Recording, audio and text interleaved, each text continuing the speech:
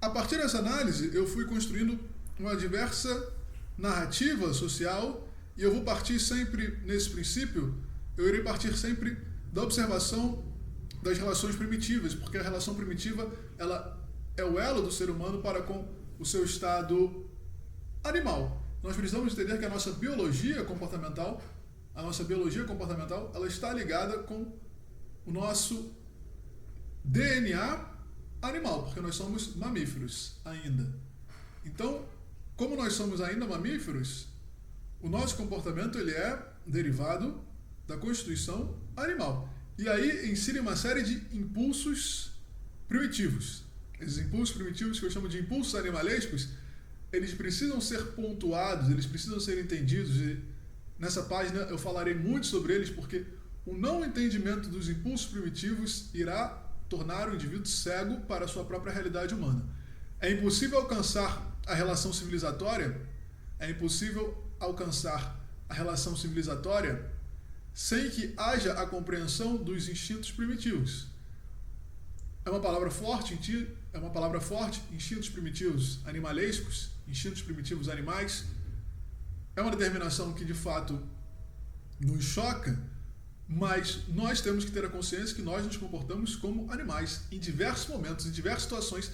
E o grande choque da relação civilizatória, o grande choque do ser humano com a realidade existencial, o grande choque da existência é que nós pregamos, nós tentamos almejar, nós introduzimos e instituímos uma realidade civilizatória, jurídica, filosófica, elevada, moralmente erguida, que tenta elevar a espiritualidade humana, independentemente do conceito de religião, mas existe a ideia de que há a humanidade, o espírito humano.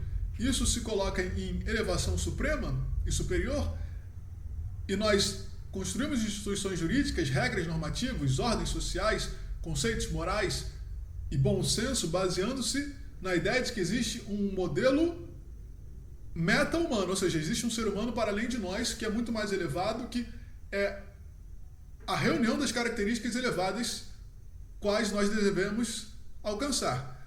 O grande choque vem que a nossa primitividade animal, ela nos coloca em conflito com isso, não só em conflito, nós precisamos navegar no dia a dia com nossos instintos primitivos instintuais, e eles, quando não tomamos a consciência deles, nós somos completamente tragados pelas forças primitivas. E eu creio que é exatamente isso que a leitura correta de Sigmund Freud vai revelar, que é observar os elementos da psique primitiva animal, que ele vai chamar do inconsciente, observar esses elementos e ver como essas pulsões estão gerando conflitos com as ordens civilizatórias. E o indivíduo que caminha cego perante esse comportamento é por natureza que ele desenvolverá as neuroses, que são o quê?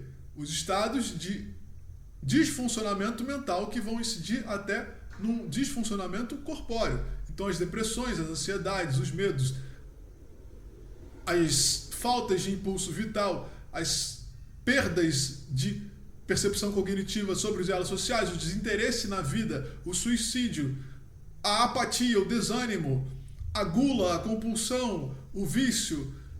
Esses elementos eles são derivados do não entendimento das relações instintuais primitivas que estão pulsando o tempo inteiro no nosso DNA animal e se jogam para frente da nossa consciência, porém elas se jogam de forma imperceptível porque a sociedade não foi capaz de ter a maturidade de apontar esses elementos e delineá-los, porque quando nós apontamos nas nossas figuras animais e delineamos nossos comportamentos instintuais primitivos, isso fere a nós, fere as pessoas ao nosso redor, e isso nos coloca em confrontar com nossos diversos erros e acertos, entender que aquilo ali é uma força muitas vezes maior que a nossa, mas que precisa da nossa consciência para que seja dominada em tempo hábil, porque ela não dominada em tempo hábil, ela vai gerar a catástrofe. E a sociedade ela é a história da catástrofe, basta ver as guerras.